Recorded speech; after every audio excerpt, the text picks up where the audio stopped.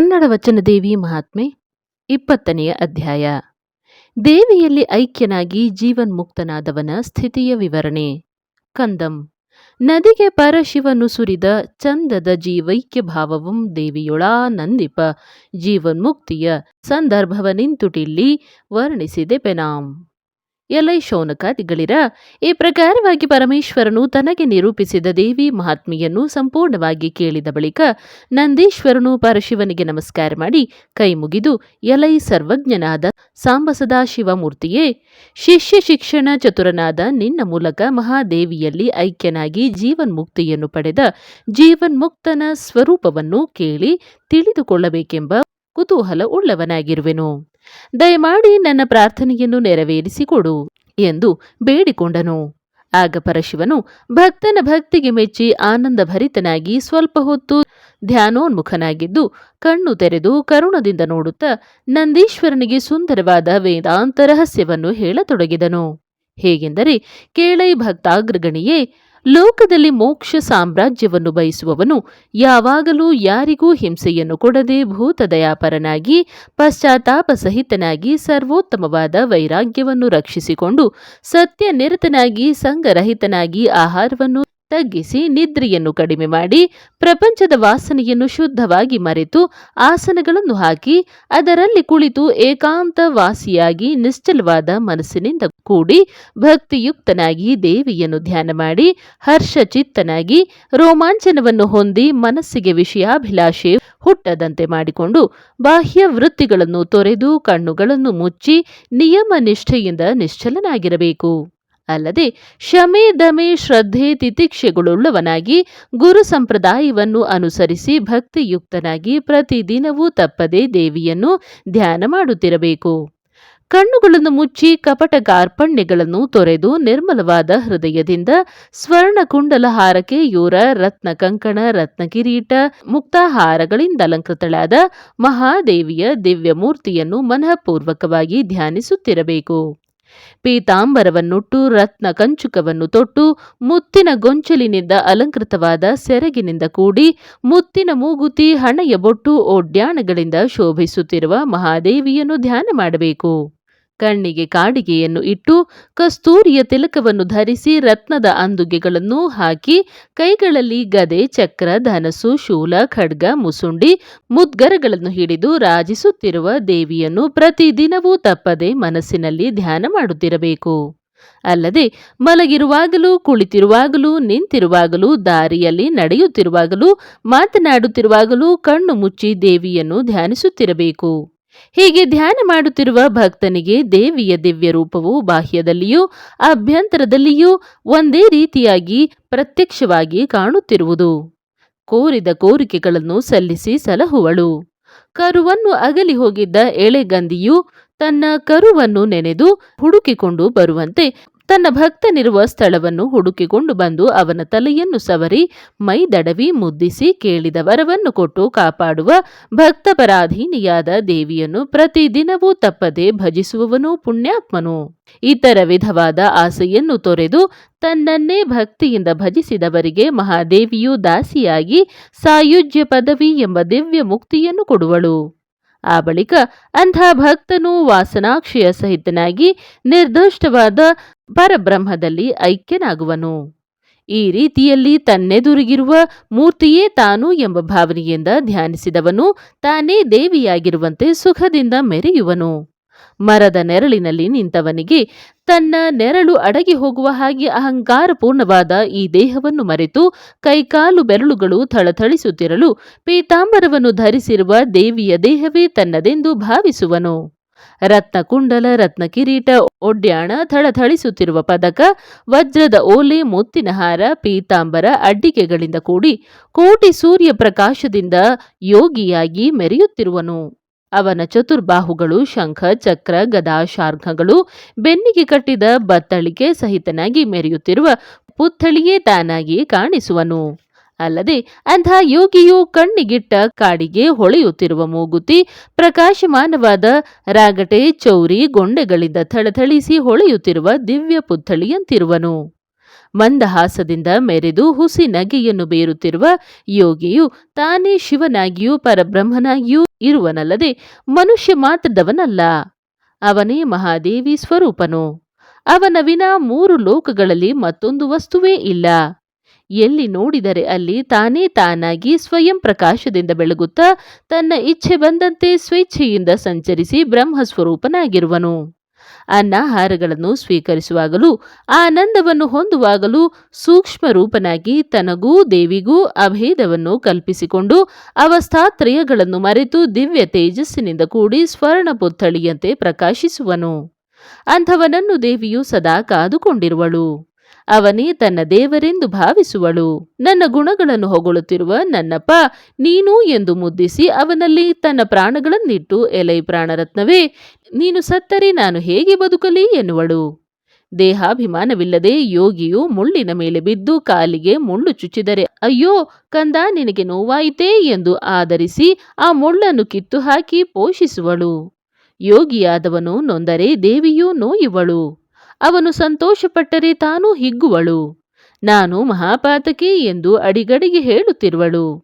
ಯೋಗಿಯಾದವನು ತನ್ನನ್ನು ವಂದಿಸದಿದ್ದರೂ ಅವನನ್ನು ಮೆಚ್ಚುವಳು. ನಿಂದಿಸಿದ ಶತ್ರುಗಳನ್ನು ಹುಡುಕಿ ಕಣ್ಣುಗಳಲ್ಲಿ ಕೆಂಡವನ್ನುಗುಳುತ್ತಾ ನಿರ್ಮೂಲ ಮಾಡಿಬಿಡುವಳು. ಯೋಗಿಯಾದವನ ಹಿಂದೆಯೂ ಮುಂದೆಯೂ ಖಡ್ಗವನ್ನು ಹಿಡಿದುಕೊಂಡು ತಿರುಗುತ್ತಿರುವಳು.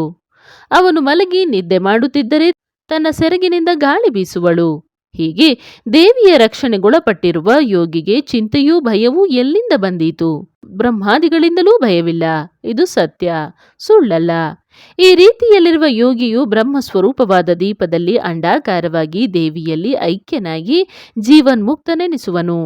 ಈ ಜೀವನ್ಮುಕ್ತ ಸ್ಥಿತಿಯ ಸುಗುಣಾರೂಢ ಮಾರ್ಗಕ್ಕೆ ಸೇರಿದುದು, ಶುದ್ಧಾರೂಢವಲ್ಲ. ಹೆತ್ತ ತುಪ್ಪದಂತೆ ಅಖಂಡಾಕಾರ ಭಾವನೆಯು ಶುದ್ಧಾರೂಢವೆನಿಸುವುದು. ಇನ್ನು ಆರೂಢನಿಗೂ ಆರುರುಕ್ಷವಿಗೂ ಹೇಳಿರುವ ಮುಕ್ತಿ ಮಾರ್ಗವನ್ನು ಮುಂದೆ ವಿವರಿಸಿ ಹೇಳುವೆನು. ತನ್ನೆದುರಿಗೆ ಇಟ್ಟುಕೊಂಡು ಪೂಜಿಸುತ್ತಿರುವ ಮೂರ್ತಿಯೇ ನೀನು ಎಂದು ತಿಳಿಯುವುದೇ ಕೇವಲ ಸುಗುಣವು. ತನ್ನೆದುರಿಗಿರುವ ಮೂರ್ತಿಯೇ ತಾನು ಎಂದು ಭಾವಿಸುವುದು ಸುಗುಣೈಕ್ಯವು. ಆರುರುಕ್ಷುವಿಗೆ ಇದೇ ಕೇವಲ ಸುಖಕರವಾದ ಮಾರ್ಗವಾಗಿದೆ. ಎಲೈನಂದಿಯೇ ಕೇಳು, ತತ್ವಮಸಿ ಎಂಬ ಮಹಾವಾಕ್ಯವು ಜೀವನ್ಮುಕ್ತಿಗೆ ಮುಖ್ಯ ಸಾಧನವಾದುದು. ಇದರಲ್ಲಿರುವ ತತ್ ಪದವಿ ಈಶ್ವರನೆಂತಲೂ ತ್ವಂ ಎಂಬುದೇ ಜೀವವೆಂತಲೂ ಇವೆರಡನ್ನು ಕಳೆದು ಉಳಿದ ಅಸಿ ಪದವೇ ಜೀವನ್ಮುಕ್ತಿಯೆಂತಲೂ ತಿಳಿ. ಈ ಜೀವನಿಗೂ ಈಶ್ವರನಿಗೂ ಕಾರ್ಯಕಾರಣ ರೂಪವಾದ ಎರಡು ವಿಧ ಉಪಾಧಿಗಳುಂಟು. ಕಾರ್ಯವು ಮಲಿನವಾಗಿ ಜಡರೂಪವಾಗಿರುವುದು, ಕಾರಣವು ಕೇವಲ ಸತ್ವಸ್ವರೂಪವಾದುದು. ಈ ಎರಡು ಉಪಾಧಿಗಳನ್ನು ಕಳೆದುಳಿದ ಅಸಿ ಪದವೇ ಜೀವನ್ಮುಕ್ತಿ ಸ್ವರೂಪವೆಂದು ತಿಳಿ. ನನಗೆ ವಿಧಿ ನಿಷೇಧಗಳೊಂದೂ ಇಲ್ಲ. ಈ ಪ್ರಪಂಚವೆಲ್ಲ ನನ್ನ ಸ್ವರೂಪವೇ. ನನ್ನಲ್ಲಿಯೇ ಹುಟ್ಟಿ ನನ್ನಲ್ಲಿಯೇ ಲಯವಾಗುವುದು. ಹರಿಯೂ ಹರನು ಬ್ರಹ್ಮನು ನನ್ನಲ್ಲಿಯೇ ಹುಟ್ಟಿ ನನ್ನಲ್ಲಿಯೇ ಲಯವಾಗುವರು. ನಾನು ಪೂರ್ಣಾನಂದ ಅಖಂಡ ಬ್ರಹ್ಮಸ್ವರೂಪನೆಂದು ತಿಳಿದುಕೊಳ್ಳುವುದೇ ಅಸಿ ಪದದ ಅರ್ಥವು. ನನಗೆ ಹೋಗುವಿಕೆ ಬರುವಿಕೆಗಳಿಲ್ಲ, ಜನನವೂ ಇಲ್ಲ, ಮರಣವೂ ಇಲ್ಲ. ನೀರಿನಿಂದ ನೆನೆಯದ, ಬೆಂಕಿಯಿಂದ ಸುಡದ, ಗಾಳಿಯಿಂದ ಒಣಗದ, ಆಕಾಶದಿಂದ ಭೇದವನ್ನು ಹೊಂದದ ಸಂಪೂರ್ಣ ಚೈತನ್ಯ ಸ್ವರೂಪನೂ ನಾನೇ. ನನ್ನ ಹೊರತು ಅನ್ಯ ವಸ್ತುಗಳೇ ಇಲ್ಲ ಎಂದು ತಿಳಿಯುವುದೂ ಕೂಡ ಅಸಿ ಪದದ ಅರ್ಥವಾಗಿದೆ. ಈ ಅಸಿ ಪದದ ಅರ್ಥವು ಪ್ರತ್ಯಕ್ಷ ಪ್ರಮಾಣದಂತೆ ನಿಶ್ಚಯಕ್ಕೆ ಬರುವುದು ಕಷ್ಟ. ಸಾಧನ ಚತುಷ್ಟಯಗಳನ್ನು ಪಡೆದವನಾದ ಮುಮುಕ್ಷುವು ಸದ್ಗುರುವನ್ನು ಸೇರಿ ಸೇವೆ ಸತ್ಕಾರ್ಯಗಳಿಂದ ಅವನನ್ನು ಒಲಿಸಿಕೊಂಡು ಪ್ರಸನ್ನನಾದ ಆ ಗುರುವಿನಿಂದ ತತ್ವೋಪದೇಶವನ್ನು ಪಡೆದು ನಿರಂತರವಾಗಿ ಪ್ರತಿದಿನವೂ ಈ ಪಂಚ ಸಾಧನೆಗಳನ್ನು ಅನುಷ್ಠಾನ ಮಾಡುತ್ತಾ ಸಾಧಿಸಬೇಕು. ಆ ಬಳಿಕ ಅಷ್ಟಾಂಗ ಯೋಗಗಳನ್ನು ಅರಿತು ಆಚರಿಸುತ್ತಾ ಪ್ರಾಣಾಯಾಮ ವಿಧಾನವನ್ನರಿತು ರೇಚಕ, ಪೂರಕ, ಕುಂಭಕಗಳನ್ನು ಮಾಡಿ ಮೂಲಾಧಾರ ಮೊದಲಾದ ಷಟ್ ಕ್ರಮಗಳನ್ನು ದಾಟಿಕೊಂಡು ಹೋಗಿ ಸುಷುಮ್ನ ನಾಡಿಯನ್ನೊಡೆದು ಬ್ರಹ್ಮಸ್ಥಾನದ ಸ್ಥಳವನ್ನು ಸೇರುವನು. ಇದು ಹಠಯೋಗದ ವಿಧಾನವು.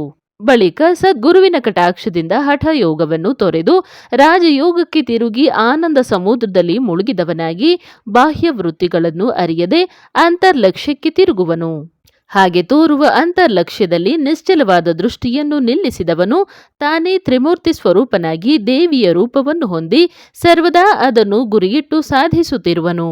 ಹೀಗೆ ಜೀವನ್ಮುಕ್ತನಾದವನು ನೋಡುವ, ಕೇಳುವ, ರುಚಿಯನ್ನು ತಿಳಿಯುವ, ಆಘ್ರಾಣಿಸುವ, ಶೀತೋಷ್ಣಗಳನ್ನು ತಿಳಿದುಕೊಳ್ಳುವ, ಮಾತಾಡುವ, ಸಂಶಯ ಪಡುವ, ಯೋಚನೆ ಮಾಡುವ, ತಿಳಿದು ಗ್ರಹಿಸುವ, ಅಹಂಕಾರ ಪಡುವ, ಸೇವೆಗೆ ನಿಲ್ಲುವ, ಸಂಚರಿಸುವ, ಓಡಾಡುವ ವ್ಯಕ್ತಿಯು ಈಶ್ವರನಲ್ಲದೆ ನಾನೆಂದಿಗೂ ಅಲ್ಲವೆಂಬ ಭಾವನೆಯನ್ನು ಪಡೆವನು.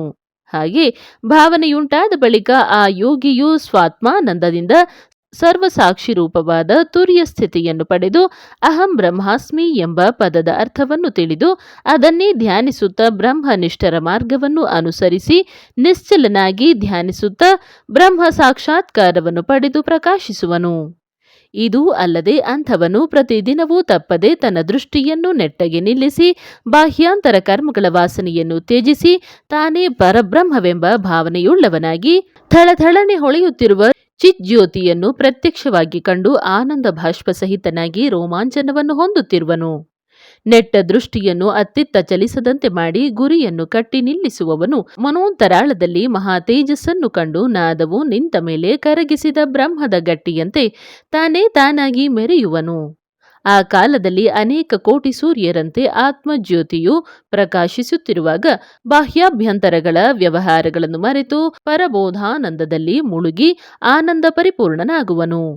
ಹೀಗೆ ಕಾರಣಾತ್ಮಕನಾದ ಯೋಗಿಯು ತಾನು ಏಕರೂಪನಾಗಿದ್ದರೂ ಬಾಲ, ಉನ್ಮತ್ತ, ಪಿಶಾಚ ಎಂಬ 3 ಸ್ಥಿತಿಗಳನ್ನು, ಅಂಧ, ಬಧಿರ, ಮೂಕನೆಂಬ 3 ರೂಪಗಳನ್ನೂ ಪಡೆದು 6 ವಿಧವಾದ ಅವಸ್ಥೆಗಳನ್ನು ತಾಳುವನು. ಅಂಥವನು ವಿಧಿ ನಿಷೇಧಗಳನ್ನು ದೂರ ಮಾಡಿ ತಾನು ಜಾಗೃತಾವಸ್ಥೆಗೆ ಬಂದಾಗ ಎಲ್ಲ ಜಾತಿಯವರಿಂದಲೂ ಭಿಕ್ಷವನ್ನು ತೆಗೆದುಕೊಂಡು ಭುಂಜಿಸುವನು. ಮರೆತಾದರೂ ಮೈಗೆ ಬಟ್ಟೆಯನ್ನು ಕಟ್ಟಲಾರನು.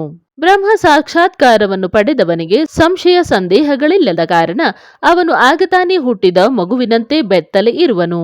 ಜೀವ ಭಾವನೆಯಳಿದು ಪರಬ್ರಹ್ಮವೇ ತಾನಾಗಿ ವಿಷಯ ಮುಖದಲ್ಲಿ ಇಂದ್ರಿಯಗಳು ಪ್ರವರ್ತಿಸದೆ ಇದ್ದರೆ ಮಾಯಾಪಾಶಗಳೆಲ್ಲವೂ ತನ್ನಷ್ಟಕ್ಕೆ ತಾನೇ ಹರಿದು ಹೋಗಿ ಕಾಮ ಕ್ರೋಧಾದಿ ಅಷ್ಟಮದಗಳು ಅಟ್ಟು ಸುಟ್ಟಿರುವ ಒಲೆಯ ಕಿಡಿಗಳಂತೆ ಬೂದಿಯಾಗಿ ಕೇವಲ ಆತ್ಮಾನಂದದಲ್ಲಿ ನಿಶ್ಚಲನಾಗಿ ನಿಂತು ಸಾಕ್ಷಿರೂಪನಾಗಿರುವನು.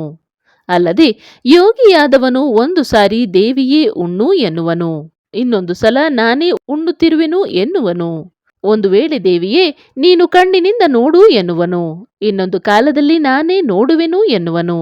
ಹೀಗೆ ತನ್ನಲ್ಲಿ ತಾನು ಗುರು ಶಿಷ್ಯ ಭಾವನೆಯನ್ನು ಪಡೆದು ಮನನ ಮಾಡುತ್ತಾ ನಿಜ ಸುಖವನ್ನು ಅನುಭವಿಸುತ್ತಿರುವನು.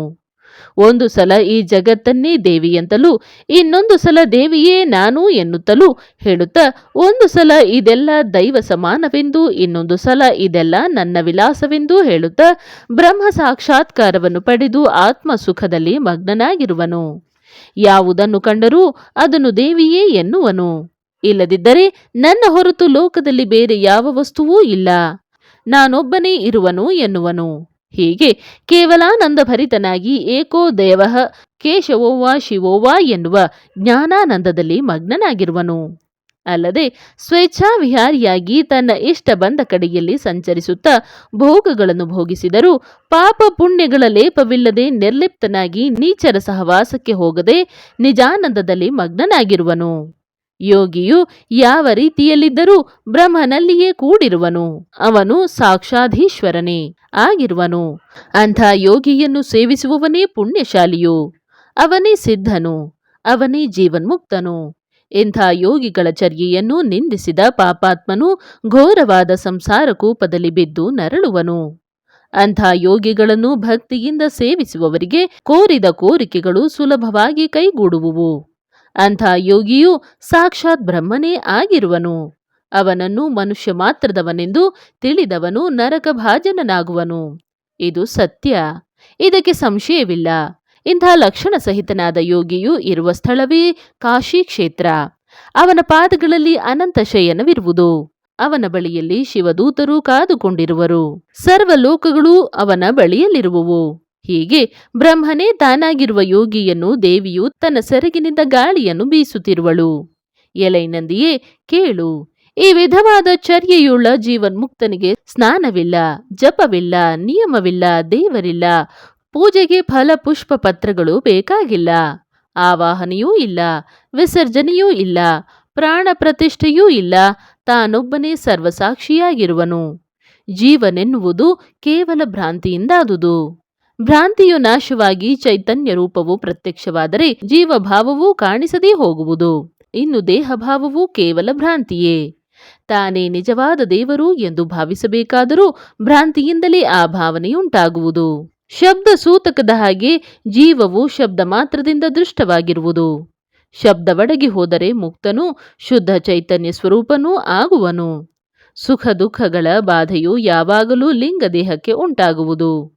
ಪಂಚಕರ್ಮೇಂದ್ರಿಯ, ಪಂಚಜ್ಞಾನೇಂದ್ರಿಯಗಳು, ಪಂಚಪ್ರಾಣಗಳು, ಅವುಗಳ ಜೊತೆಗೆ ಬುದ್ಧಿಯು ಮನಸ್ಸು ಕೂಡಿ 17 ತತ್ವಗಳಿಂದ ಲಿಂಗ ದೇಹವು ಏರ್ಪಟ್ಟಿರುವುದು.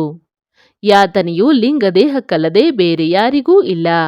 ಆದ ಕಾರಣ ಲಿಂಗ ದೇಹವು ವಾಸನಾ ರೂಪವಾದುದು. ಆ ವಾಸನಾ ವ್ಯಾಪ್ತಿಗೆ ಸಿಕ್ಕಿದ ಪರಮಾತ್ಮನೇ ಜೀವನೆನಿಸಿಕೊಂಡಿರುವನು. ವಾಸನೆಯು ನಾಶವಾದ ಕೂಡಲೇ ಜೀವಭಾವವು ಹೋಗಿ ಆತ್ಮಸ್ವರೂಪವೇ ನಿಲ್ಲುವುದು. ವಾಸನಾ ಬಲದಿಂದಲೇ ಚರಿಸುತ್ತಿರುವ ಈ ಲಿಂಗ ದೇಹವು ತನಗುಂಟಾದ ಗುರುಕಟಾಕ್ಷದಿಂದ ಹಾರಾಡುತ್ತಾ ಸುಖ ದುಃಖ ಸಹಿತವಾಗಿ ಸಂಚರಿಸಿ ಕರ್ಮ ಫಲವನ್ನು ಅನುಭವಿಸುತ್ತಾ ಸ್ವರ್ಗ ನರಕಗಳನ್ನು ಪ್ರವೇಶ ಮಾಡುತ್ತಿರುವುದು. ನೀರಿನಲ್ಲಿ ಪ್ರತಿಬಿಂಬಿಸಿ ಕಾಣುತ್ತಿರುವ ಚಂದ್ರಮಂಡಲದ ಪ್ರತಿಬಿಂಬದಂತೆ ಈ ಲಿಂಗ ದೇಹದ ಸಂಘ ಉಂಟಾಗಿರುವುದು. ಆದ ಕಾರಣ ಇದೆಲ್ಲವನ್ನು ತ್ಯಜಿಸಿ ಯೋಗ ನಿರತನಾಗಿರಲು ದುಃಖ ಭ್ರಾಂತಿಗಳಳಿದು ಬಾಹ್ಯಾಭ್ಯಂತರಗಳನ್ನು ಮರೆತು ವಾಸನೆಗಳನ್ನು ಅಡಗಿಸಿ ಜೀವಭಾವವನ್ನು ನೀಗಿಕೊಂಡು ತಾನೇ ಶುದ್ಧ ಬ್ರಹ್ಮಚೈತನ್ಯನಾಗಿ ಈ ದೇಹವನ್ನು ಬ್ರಹ್ಮಾನಂದವೆಂಬ ಸಾಮ್ರಾಜ್ಯದಲ್ಲಿರಿಸುವನು. ಹಾಲಿನಲ್ಲಿ ಹಾಲು, ನೀರಿನಲ್ಲಿ ನೀರು, ಇವೆರಡರಲ್ಲಿಯೂ ಸಕ್ಕರೆಯೂ ಸೇರಿ ಐಕ್ಯವಾಗುವಂತೆ ಯೋಗಿಯಾದವನು ಪರಮಾತ್ಮನಲ್ಲಿ ಐಕ್ಯನಾಗುವನು. ಆದ ಕಾರಣ ಇಂಥ ಪೂರ್ಣ ಬ್ರಹ್ಮಯೋಗದಲ್ಲಿ ಸೇರುವವರೇ ಪುಣ್ಯಶಾಲಿಗಳು ಎಂದು ಪರಶಿವನು ಹೇಳಿದ ಜೀವನ್ಮುಕ್ತಿಯ ವಿವರವನ್ನು ಕೇಳಿ ಸಂತೋಷಭರಿತನಾಗಿ ನಂದೀಶ್ವರನು ತಲೆದೂಗಿ ಜೀವನ್ಮುಕ್ತಿ ಮಾರ್ಗವನ್ನು ಬೋಧಿಸುವ ದೇವಿಯ ಮಹಾತ್ಮೆಯನ್ನು ಕೇಳಿ ಭಕ್ತಿಯುಳ್ಳವನಾಗಿ ಪಾರ್ವತಿಗೂ ಪರಮೇಶ್ವರನಿಗೂ ನಮಸ್ಕಾರ ಮಾಡಿದನು. ಆದ ಕಾರಣ ಇಂಥ ಪರಮ ಪಾವನವಾದ ದೇವಿಯ ಮಹಾತ್ಮೆಯನ್ನು ಯಾರು ಭಕ್ತಿಯಿಂದ ಪಾರಾಯಣ ಮಾಡುವರೋ, ಯಾರು ಶ್ರದ್ಧೆಯಿಂದ ಶ್ರವಣ ಮಾಡುವರೋ ಅವರು ಮಹಾಪುಣ್ಯಶಾಲಿಗಳಾಗುವರು. ನಿಷ್ಕಾಮರಾಗಿ ದೇವಿಯ ಮಹಾತ್ಮೆಯನ್ನು ಓದಿದವರಿಗೂ ಕೇಳಿದವರಿಗೂ ದಿವ್ಯವಾದ ಜ್ಞಾನೋದಯ ಉಂಟಾಗುವುದು. 1-2 ಅಧ್ಯಾಯಗಳನ್ನು ಅರ್ಥ ಸಹಿತವಾಗಿ ಓದಿಸಿ ಕೇಳಿದರೆ ಇಷ್ಟಾರ್ಥ ಸಿದ್ಧಿಯಾಗುವುದು ಎಂದ ಮೇಲೆ ಆದ್ಯಂತವಾಗಿ ದೇವಿಯ ಮಹಿಮೆಯನ್ನು ಓದಿಸಿ ಕೇಳಿದವರಿಗೆ ಅಸಾಧ್ಯವಾದುದಾವುದು ಎಂದು ಪರಶಿವನು ನಂದಿಯನ್ನು ಆಲಂಗಿಸಿಕೊಂಡನು. ಆಗ ಆ ಸಭೆಯಲ್ಲಿದ್ದ ಸಿದ್ಧರು, ಸಾಧ್ಯರು, ಗಂಧರ್ವರು, ಕಿಂಪುರುಷರು, ಋಷಿಗಳು, ದೇವತೆಗಳು, ಪ್ರಮಥಗಣಗಳು, ಹರಿಬ್ರಹ್ಮಾದಿಗಳು ಆನಂದಭರಿತರಾದರು. ಶಿವಸಭೆಯವರು ತೃಪ್ತರಾದರು. ದೇವದುಂದುಭಿಗಳು ಮೊಳಗಿದವು. ಪುಷ್ಪವೃಷ್ಟಿಯು ಸುರಿಯಿತು. ನಂದೀಶ್ವರನು ಮೃದಂಗವನ್ನು ಬಾಜಿಸುತ್ತಾ ಭಲರೇ, ನಿನಗೆ ಸಮಾನರಾದ ದೇವರುಂಟೆ ಎಂದು ಸ್ತೋತ್ರ ಮಾಡಿದನು. ಭೃಂಗಿಯು ವಿನೋದದಿಂದ ಕುಣಿಯುತ್ತಿದ್ದನು ಎಂದು ಪಾರ್ವತೀಪತಿಯಾದ ಪರಮೇಶ್ವರನು ತನ್ನ ಶಿಷ್ಯನಾದ ನಂದೀಶ್ವರನಿಗೆ ನಿರೂಪಿಸಿದ ಈ ದಿವ್ಯ ಮಹಾತ್ಮೆಯನ್ನು ಸರ್ವಜ್ಞನಾದ ಸೂತ ಪುರಾಣಿಕನು ತನ್ನ ಶಿಷ್ಯರಾದ ಶೌನಕಾದಿ ಮಹರ್ಷಿಗಳಿಗೆ ಹೇಳಿ ತೃಪ್ತಿಪಡಿಸಿ ತಾನು ಧನ್ಯನಾದನೆಂಬಲ್ಲಿಗೆ ಕಲ್ಯಾಣಪುರಿ ನಿಲಯ ಕವಿ ನಾಗಶರ್ಮ ಪ್ರಣೀತ ಕನ್ನಡ ದೇವಿ ಮಹಾತ್ಮೆಯ ವಚನ ಕಾವ್ಯದಲ್ಲಿ 20ನೇ ಅಧ್ಯಾಯಕ್ಕೆ ಮಂಗಳಮಸ್ತು.